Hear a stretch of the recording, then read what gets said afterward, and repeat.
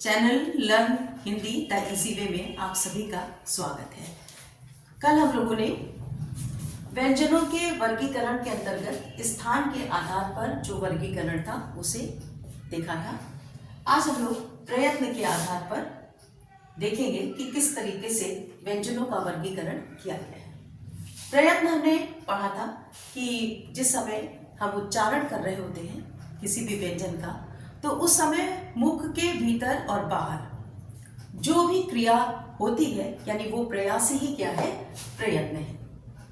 तो उच्चारण अवयवों द्वारा किए जाने वाले अवरोध की प्रगति के आधार पर, यानी जब उच्चारण अवयव व्यंजनों के उच्चारण के समय जो बाधा या रुकावट डालते हैं या पैदा करते हैं, उसके आधार पर व्यंजनों के वर्गीकरण को हम देख रहे हैं, जिसमें से आज हम देखेंगे स्पर्शी संघर्षी और स्पर्श संघर्षी व्यंजनों के बीच के अंतर को।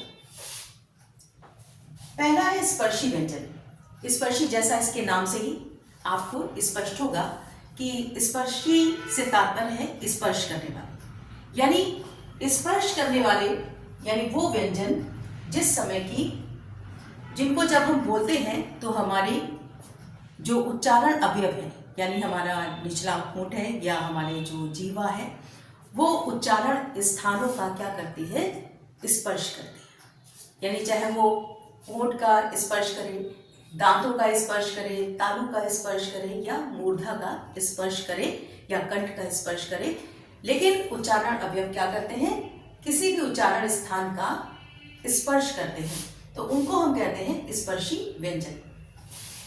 अब जैसे हम कवर्ग के व्यंजन बोलते हैं का, खा, गा, तो जीभ का जो पिछला हिस्सा है, पिछला भाग जो है वो क्या करता है, कंठ का स्पर्श करता है। का, खा, गा, घा, और हम इन व्यंजनों का उच्चारण कर पाते हैं। पवर्ग के व्यंजन आप देखें, पाफा, बाभा, मा। अब आप इनका उच्चारण करके देखिए, निचला होंठ अपने आप ऊपर के होंठ का स्पर्श करता है। अगर आप ये क्रिया नहीं करेंगे तो इन व्यंजनों का उच्चारण आप नहीं कर सकते। पा, निचला होंठ अपने आप ऊपर के होंठ का स्पर्श कर रहा है। फा, बा, भा, मा। तो इसी तरीके से तवर्ग, तवर्ग के उच्चारण करके आप देखें, एक भी वर्ण आप बोले, देखिए जीवा कहाँ जाती है, ता, दंत के पास पहुंच जाती है। तो जीवा का अग्रभाग दंत के पास पहुंच जाता है, यानी जो उच्चारण अवयव है वो उच्चारण स्थान का स्पर्श करता है, और तब हम इन व्यंजनों को बोल पाते हैं। टवर्ग के भी व्यंजन इसी तरीके से टा, ठा, डा, ढा।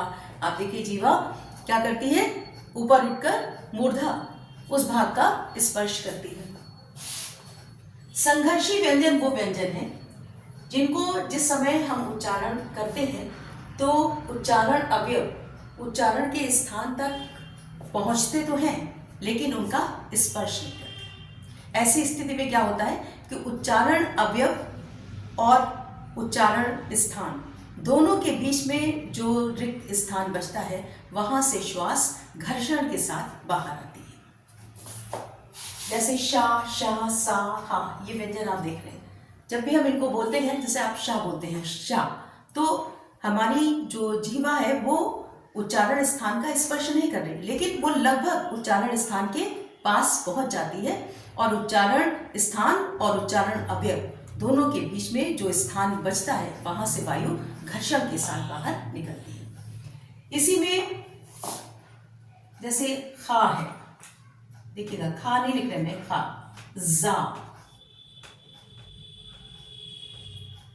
ये जैसे व्यंजन है, खा है, जा है, का है, ये भी क्या है, उष्म व्यंजन ही है। संस्कृत में इनको हम इन्हीं व्यंजनों को उष्म व्यंजन, शाशा, साहा, इनको हम उष्म व्यंजन कह देते हैं। और ये जो हमारे आगत व्यंजन है ये भी क्या है, संघर्षी व्यंजन ही हैं, जिनमें कि जो उच्चारण अवयव है उच्चारण स्थान का स्पर्श नहीं करता, लेकिन वहां तक पहुंचकर जो दोनों के बीच में जो खाली स्थान रहता है वहां से श्वास घर्षण के साथ बाहर आती है।